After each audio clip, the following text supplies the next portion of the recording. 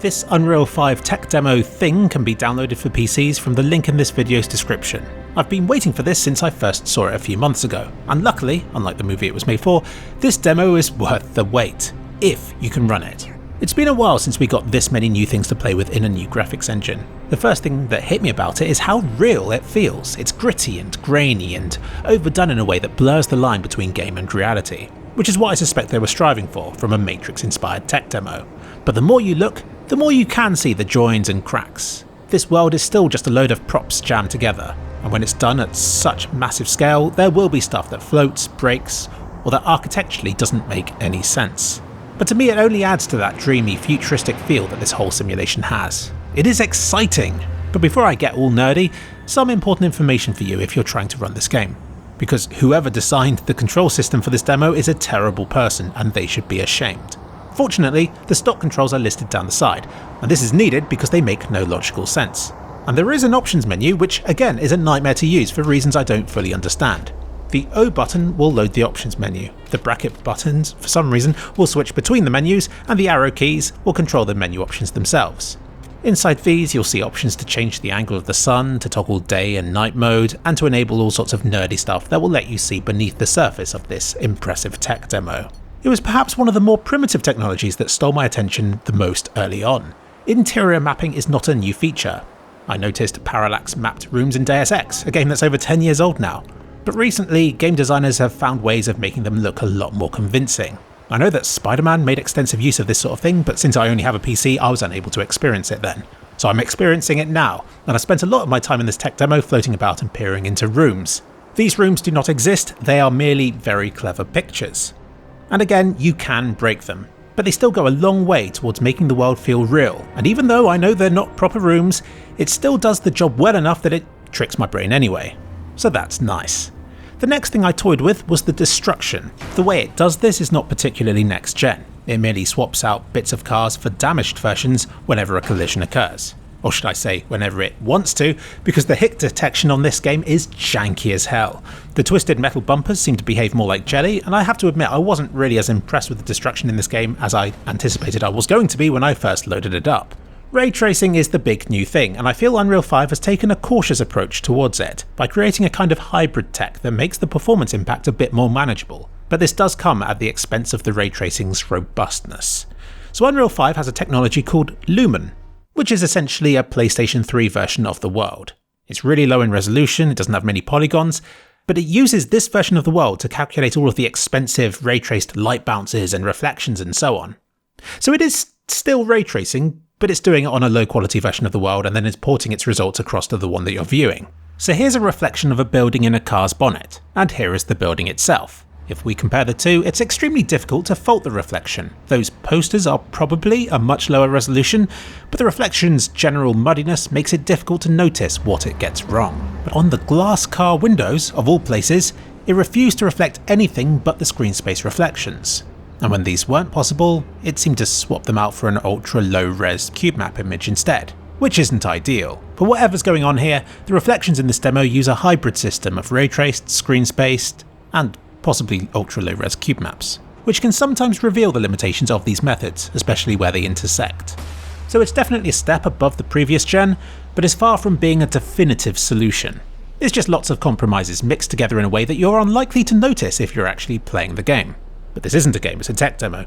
The other cool new technology Unreal 5 uses is Nanite, which lets them drop movie quality models into a game and the engine will do all the hard work in dealing with the billions of polygons that it has to somehow keep track of. So using Nanite should hopefully do away with the traditional blocky looking things in games. The limit now really is how high in quality the artist decides to make them in the first place, and also the size of your hard drive.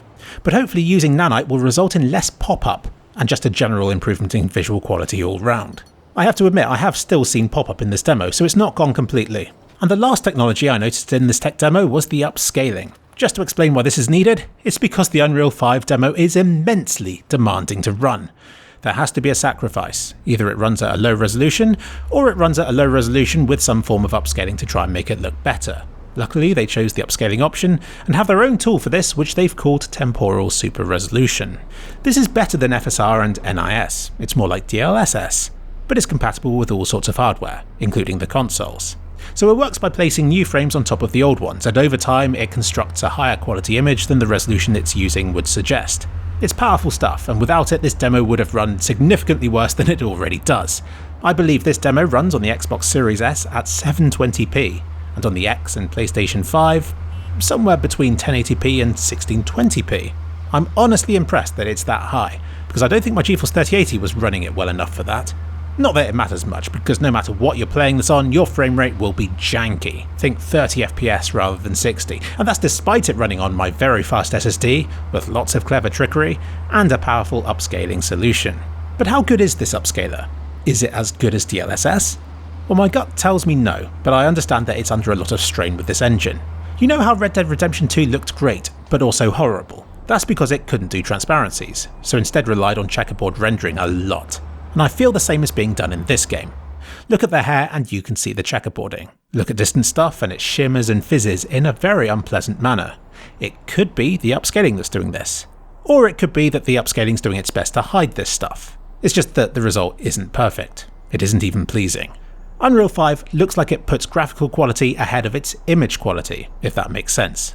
What you're seeing here is a wonderfully beautiful and advanced world, but unfortunately you're viewing it through fuzzer vision, and you can make it even worse. Go to this directory and load up this file and you can modify the graphics settings. I recommend you make a copy of this file before you break it. You have been warned.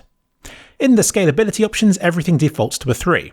Setting it all down to 1 loses the reflections and makes it look more like a PlayStation 4 game, and 0 sends it straight back to the PlayStation 3 era. So while interesting, I wouldn't recommend dropping these settings too greatly. Setting them all to 2 is still a possibility, if it gives you better frame rates. Objects no longer appear to self-shade and self-reflect so well, and global illumination in the distance looks a bit flatter, but overall the quality level is still great. So if you've dropped it all to 2 and are still struggling to get a playable frame rate, which, let's be honest, you will be, then you can enable dynamic resolution, which should, hopefully, give you a more stable frame rate. I say hopefully because mine was still all over the place. And the other option you can alter is the resolution quality, which forces it to upscale from a lower resolution. So here it is set to 50, which at 4K still looked great. Probably because 4K is massive. At 25 though, the limitations of the upscaling started to show. It reminds me of when a video is encoded at a really low bitrate and it doesn't have enough information to update around moving objects, resulting in this weird blob around people and stuff. And here it is at 2. Oh no. I think there's probably a hard cutoff somewhere because setting it to 10 looked the same. This is excellent for showing how the upscaling works and how it tries to turn the pixels into, well, blobs, I guess. But it isn't so great for viewing what should be the most beautiful tech demo you've ever seen. And the real kicker? Playing like this still slowed my PC down. I also noticed that the resolution this demo plays at is multiplied by your monitor's scaling. So if it's blurrier than you expect for your monitor's resolution, then it could be that you have scaling set to 200% or something like that. Set it to 100 before you load the game. In conclusion, this Unreal 5 demonstration is wonderful and a better tribute to the Matrix universe than that new movie was. But let me warn you now, it is heavy. I'm running this on a Geforce 3080 graphics card, and until now, this thing has spoilt me. I assume it can run something, and if it can't, then I just drop the resolution a bit and then it can. But not with this. This tech demo brings my PC to its knees in a way that I haven't felt in over a decade. Recently, we've been living in an era of hardware stagnation, but there used to be a time when it was normal for a brand new, super fast computer to then be made obsolete within a couple of years. And there was always that moment when you loaded up the latest game and instantly knew that your PC was no longer good enough. Well, this tech demo has done that to my PC. So thanks for that bit of nostalgia, Unreal 5. Of course, that isn't really true. I know that the proper games made with this engine will be far more scalable and a lot more optimised. What we're seeing here is merely a taste of what's to come, of the engine that will be driving the majority of games out during the PlayStation 5's console generation, just as the Unreal 4 engine powered many PlayStation 4 titles. So please, I urge you to give this tech demo a go. It's stuff like this that got me into graphics and hardware in the first place. Recently, breakthrough moments like this have got fewer and further between, which is even more reason why you should give it a go when stuff like this does come along.